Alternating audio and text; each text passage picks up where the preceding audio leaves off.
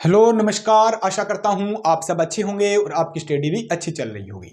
जैसे कि आपको पता है, राजस्थान कर्मचारी चयन बोर्ड द्वारा जूनियर इंस्ट्रक्टर जो आईटी इंस्ट्रक्टर के एग्जाम कंप्लीट हो चुके हैं।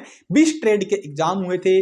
बहुत सारे ट्रेड की अपन ने कट ऑफ वीडियो बना ली है और कुछ ट्रेड बच गई और बच्चों को कमेंट आ रहे हैं सर हर एक ट्रेड के बारे में बताया जाए। तो आज अपन डिस्कस करने वाले हैं सुइंग टेक्नोलॉजी या कॉस्मेटोलॉजी के एग्जाम के बारे में। किसमें? सुइंग टेक्नोलॉजी या कॉस्मेटोलॉजी के एग्जाम के बारे में डिस्कस करेंगे। कितने बच्चे बैठे थे, कितने फॉर्म लगे थे, कितनी वैकेंसी थी, कट ऑफ है, क्या क्या रह सकती है। तो अगर आप इस चैनल पे नए हो तो चैनल को जरूर सब्सक्राइब कर देना और मेरे साथ आखिरी तक जुड़े रहना। आप हमारा व्हाट्सएप और टेलीग्राम ग्रुप ज्वाइन कर सकते हैं, उसका लिंक आपको वीडियो के डिस्क्रिप्शन में मिलेगा। और आप कॉमेंट करके जरूर बताएं आपके कितने नंबर बन रहे हैं और जिससे अपने को पता लग जाएगा। बाकी जो मैंने कट ऑफ डिजाइन की एक अनुमानित कट ऑफ है, आप कमेंट करना न भूलें आप पेपर कैसा हुआ और सभी ब्रांच की कट ऑफ बना दी जाएगी। जिन ब्रांच की कट ऑफ रह गई है वो कैंडिडेट अगर वीडियो देख रहे हैं तो कमेंट करके जरूर बताएं कि आप पेपर कैसा और कितने नंबर बन रहे, क्योंकि आपने अभी तक पेपर मिला लिया होगा। बाकी इस भर्ती संबंधी जो भी अपडेट आएगी, कोर्ट्स को से लेके हाई कोर्ट्स की अपडेट है, कर्मचारी चयन बोर्ड की अपडेट है, आंसर की अपडेट है, सीआईटीएस या नॉन सीआईटीएस की अपडेट है, सारी टाइम टू टाइम इस चैनल पे मिलने वाली है। तो डिस्कशन स्टार्ट करते हैं। सबसे पहले देखते हैं सुइंग टेक्नोलॉजी। सुइंग की बात करूं, सुइंग टेक्नोलॉजी और किसकी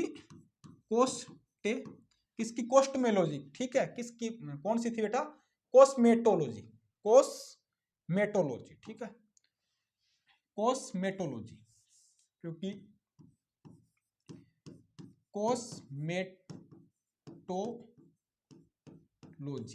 कॉस्मेटोलॉजी, ठीक है, इसके बारे में बात कर लेते हैं। अब जो सुइंग टेक्नोलॉजी और कॉस्मेटोलॉजी की बात करें तो सुइंग टेक्नोलॉजी में कितनी पोस्टें थी? 43 पोस्टें थी। और कॉस्मेटोलॉजी में कितनी पोस्टें थी? ओनली 40 ही पोस्टें थी। कितनी? 40 ही पोस्टें थी। फॉर्म कितने लगे थे? मैं फॉर्म की बात कर लूं तो इसके अंदर बेटा फॉर्म कितने लगे थे? मात्र 500 फॉर्म लगे थे। और कॉस्मेटोलॉजी के अंदर है, कॉस्मेटोलॉजी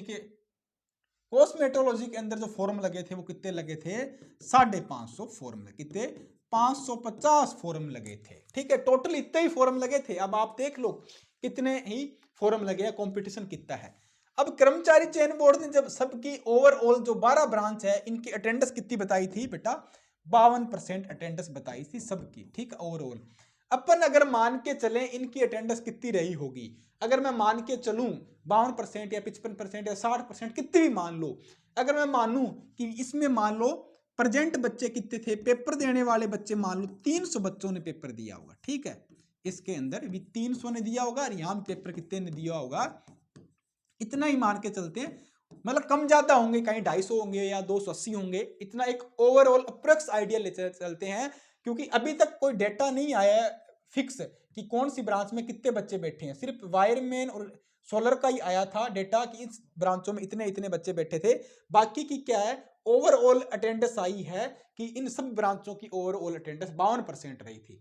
अगर मैं 50% मान लो, 250 बच्चे होते हैं, फिर थोड़ा और ऊपर नीचे कर लेते हैं तो 300 बच्चों मान ले और इसका 50% मान ले तो 200 कितने होते हैं? 75 बच्चे होते हैं। इसका भी 300 बच्चे मान लेते हैं। इतने 300 बच्चों ने पेपर है इसका दिया होगा।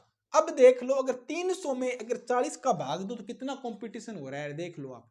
और इधर 300 में 40 का भाग दो, कितना कंपटीशन आ रहा है, पर सीट पे कितने बच्चे फाइट कर रहे हैं आप खुद निकाल के देख लो।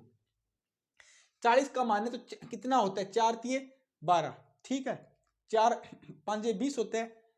कहां तक जाएगा? 7 चौके 28 होता है ना, ठीक है, मतलब 280 हो गए। 40 में अगर 7 चौके 28 होता है, 280 होते हैं, मतलब 6-7 बच्चे पर सीट कंपटीशन कर रहे हैं। कितने पर सीट की बात करूं, पर सीट कितने बच्चे हैं? 6 से 7 बच्चे पर सीट पे कंपटीशन है। तो कंपटीशन कोई ज्यादा नहीं है, बहुत कम है। और कुछ भर्तियां ऐसी होती है वहां पर सीट कंपटीशन कितना होता है? 100 200 500 1000 कंपटीशन होता है।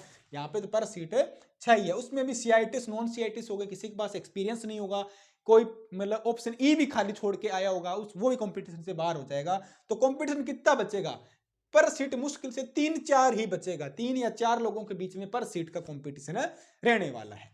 अब इनके कट ऑफ की बात कर लेते हैं। मैं दोनों की एक साथ ही कट ऑफ बढ़ा लेता हूं जो एक बराबर सही है। जर्नल की बात कर लेंगे, ओबीसी की भी बात कर लूंगा, एमबीसी ईडब्ल्यूएस की बात कर लेंगे, एमबीसी की भी बात कर लेंगे, एससी की बात कर लेंगे, एसटी की बात कर लेंगे। ज्यादा उसमें 40 तो क्या थे, राजस्थान जिक्के था, और 80 क्या थे अपने, इसमें कितने थे, किसके थे, 80 थे अपने उसके आपके ब्रांच के थे। अगर जनरल कैंडिडेट वाला बच्चा 75 टू अगर 80 78 नंबर ला रहा है तो वो सिलेक्शन की रेस के अंदर है भैया। ठीक है, इतनी ही कट ऑफ रहेगी, आपको कम लग रही होगी बट कम नहीं है, क्योंकि बच्चे ही बहुत कम है ना। ओबीसी के अंदर मान लू मैं 75 के अप्रोक्स मान लो, ईडब्ल्यूएस वाला 72 नंबर है, और एमबीसी वाला बच्चा है कितने नंबर ला रहा है, 68 नंबर ला रहा है, और एससी वाला 65 है, और एसटी वाला 60 नंबर है। तो आपका सिलेक्शन हो जाएगा मेरे हिसाब से। आप कितने नंबर बन रहे आप कमेंट करके और बता देना।